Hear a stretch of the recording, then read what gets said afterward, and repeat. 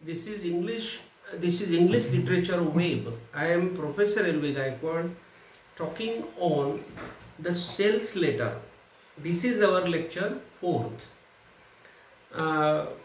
मराठीत पुन्हा बोलूया, कारण विद्यार्थी हे ग्रामीण भागातले असल्यामुळे आपण मराठी अधिक इंग्रजी माध्यम घेतलेलं आहे. The sales letter is a direct mail. म्हणजे हे जे हे जे सेल्स लेटर आहे, हे सेल्स लेटर एक डायरेक्ट मेल आहे.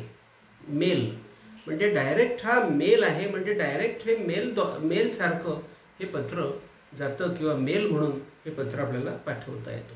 म्हणून the sales letter is a direct mail to persuade the customer. To persuade the customer म्हणजे त्या कस्टमरला वळवण्यासाठी हे पत्र आपण देत असतो. म्हणून to persuade the customer to purchase. To purchase म्हणजे खरेदी करण्यासाठी, म्हणजे त्या कस्टमरने खरेदी केलं पाहिजे यासाठी आपण त्या कस्टमरला वळवतो. म्हणजे we persuade the customer because that customer should purchase the our product and that's why we persuade that customer. म्हणून म्हटलं आहे to persuade the customer to purchase the product. To purchase the product म्हणजे ते product खरेदी करण्यासाठी किंवा आपण जी service देणार आहोत ती सर्व्हिस त्याने ती घेण्यासाठी, त्याने ती खरेदी करण्यासाठी, आपली सर्व्हिस त्याने खरेदी करावी. आपण ज्या सर्व्हिसेस उपलब्ध करून देत आहोत, म्हणजे the services which we are going to make available to the customer, त्या सगळ्या सर्व्हिसेस त्याने आपल्या घेतल्या पाहिजे असं त्याला परसुएड करण्यासाठी to persuade the customer for our items, for our product और फॉर आवर सर्व्हिस आपण हे पत्र लिहितो. This is the direct mail असे आपण म्हणतो आहे. आणि हे पत्र लिहिताना आपण कसं लिहितो, पुढे असं म्हटलंय in the absence of the salesman. इथं सेल्समन नसेल. मुद्दा हा आहे, द पॉइंट इज दॅट जर त्या ठिकाणी सेल्समन असेल तर प्रत्यक्ष सेल्समन बोलेल. म्हणजे if the salesman is there he will talk directly. पण या ठिकाणी या पत्रामध्ये आपण ज्या वेळेला हे पत्र डायरेक्ट मेल म्हणून पाठवू, means when we will send this letter directly as the mail, तर या ठिकाणी तो सेल्समन नसेल. म्हणजे the salesman will be absent there and so in the absence of the salesman we will send this letter. हे पत्र आपण सेल्समनच्या गैरहजेरीमध्ये पाठवू आणि मग आपल्याला त्या कस्टमरला वळवावं लागेल. Means we have to persuade the customer आणि आपली सेवा त्याने घेतली पाहिजे, आपल्या वस्तू त्याने खरेदी केल्या पाहिजे. म्हणजे the customer should purchase our things, he should accept our service. आपली सर्व्हिस त्याने स्वीकारली पाहिजे, आपल्या वस्तू त्याने खरेदी केल्या पाहिजे. यासाठी मग हे पत्र आपण लिहितो. म्हणजे सेल्स लेटर किंवा सेल लेटर किंवा विक्रीसाठीचं पत्र कसं असतं याची थिअरी आपण अभ्यासत आहोत. Means we are studying the theory of the sales letter. This letter is called as a form of direct mail. म्हणजे या पत्राला काय म्हटलं जातं, a form of direct mail. म्हणजे थेट मेल असतो हा.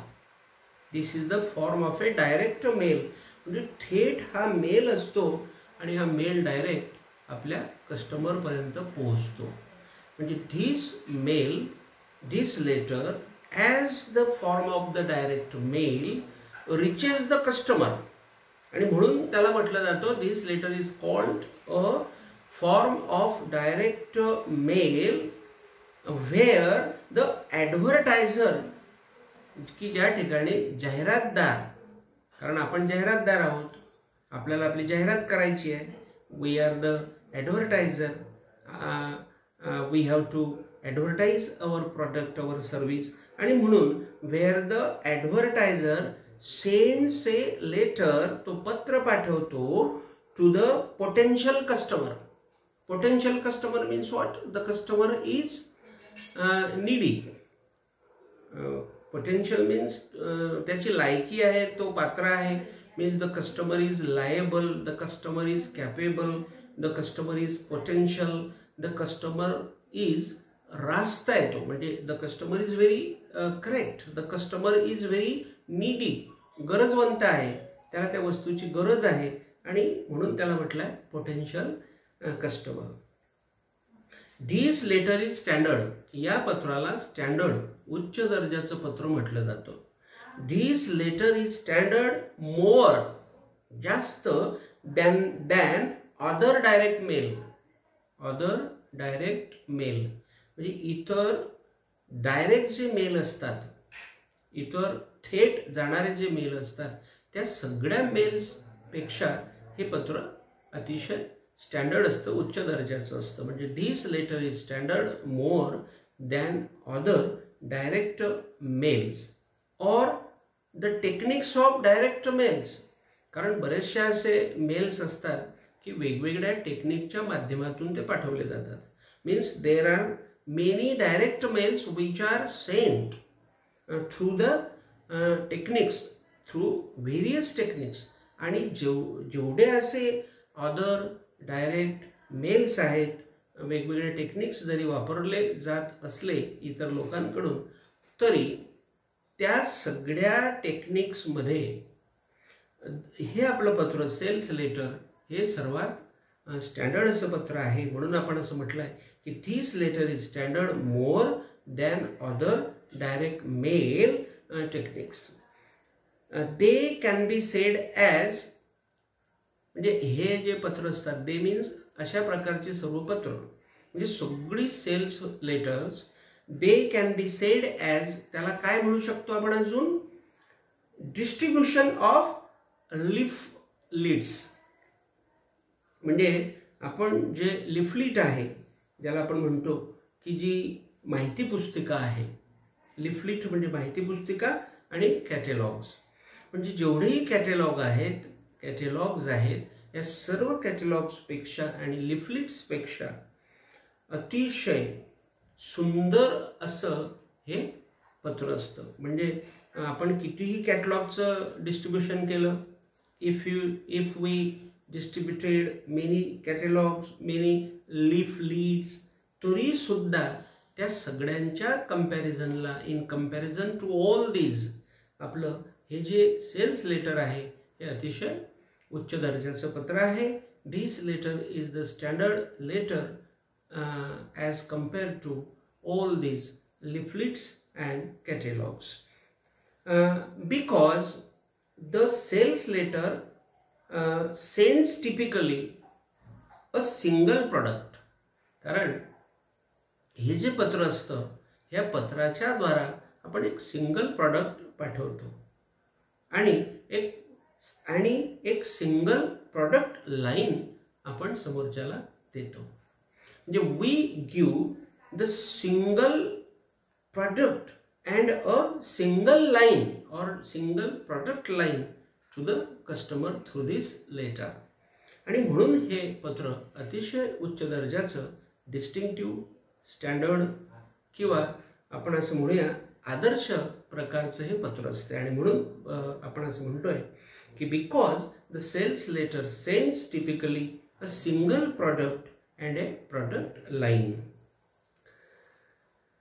अँड इन फ्युचर, आणि भविष्यामध्ये, इट इज मेनली टेक्च्युअल. म्हणजे पुढच्या काळामध्ये, भविष्यामध्ये म्हणजे पुढच्या काळामध्ये, कारण काय परिस्थिती येईल हे सांगता येत नाही. म्हणजे what type of situation will arise before us we cannot say. Means there is no guarantee of the situation, and that's why in future it is mainly textual. Textual म्हणजे हे माहितीसाठी पत्र उपलब्ध असतं. This letter is available for the information, that is textual. This letter is a textual letter, and that's why this is very important letter against the graphic based letter. Graphic based म्हणजे जे आपण, graphic means what, actually जे आपण बघतो प्रत्यक्षात की ग्राफिकच्या बेसवर आधारित जेवढं काय असतं त्याच्यापेक्षाही भविष्यामध्ये अतिशय महत्त्वाचं हे पत्र असतं. म्हणजे this letter is mainly textual against the graphic based. Though the video letters are increasing popular, day by day what is happening? The video letters are increasing popular. म्हणजे मोठ्या प्रमाणामध्ये व्हिडिओ लेटर्स हे पॉप्युलर होत आहे. तरी सुद्धा जरी though the video letters are increasingly popular, अतिशय वाढत्या प्रमाणामध्ये लोकप्रिय हे व्हिडिओ लेटर्स जरी होत असले तरी सुद्धा आपलं सेल्स लेटर हे त्यांच्या कंपॅरिझनला स्टँडर्ड आहे. म्हणजे our sales letter is very distinctive in comparison with the video letters. The price of product is decided. म्हणजे द प्राइस ऑफ प्रोडक्ट म्हणजे जे उत्पादन आपण देतो आहोत, आपण जे आपलं उत्पादन आहे त्याची किंमत, the price of product is decided, म्हणजे ती ठरवली जाते. म्हणजे the price of the product is decided due to it. Due to it म्हणजे त्याच्यामुळे, या अशा पद्धतीमुळे. म्हणजे जे सेल्स लेटरची आयडियल पद्धती आहे, म्हणजे the method, the process of the sales letter ideally, याच्यामुळे because of this method the price of product is decided due to it as a high medium. एक हाय मीडियम, एक मोठं उच्च दर्जाचं एक माध्यम म्हणून या ठिकाणी ते ठरवलं जातं. The sales letter is the last stage of the sales process. म्हणजे जी सेल्स प्रोसेस आहे, द सेल्स प्रोसेस जी आहे, म्हणजे विक्री करण्याची जी प्रक्रिया आहे, त्या विक्री करण्याच्या प्रक्रियेमध्ये किंवा in the sales process the sales letter is the last stage. एक शेवटची पायरी ज्याला आपण म्हणूया, एक शेवटचा उपाय. Last solution is the sales letter. Last stage is the sales letter of the sales process before the customer places order. याचा अर्थ before the customer places order म्हणजे तो कस्टमर त्याची ऑर्डर देईल त्याच्या आधी आपण हे पत्र लिहू शकतो. Means we can write this letter before the customer will place an order. म्हणजे तो कस्टमर त्याचं पत्र लिहिणार, तो त्याची ऑर्डर देणार, त्याच्या आधी हे पत्र त्या ठिकाणी पोस्ट केलं जातं किंवा हे पत्र उपलब्ध होतं.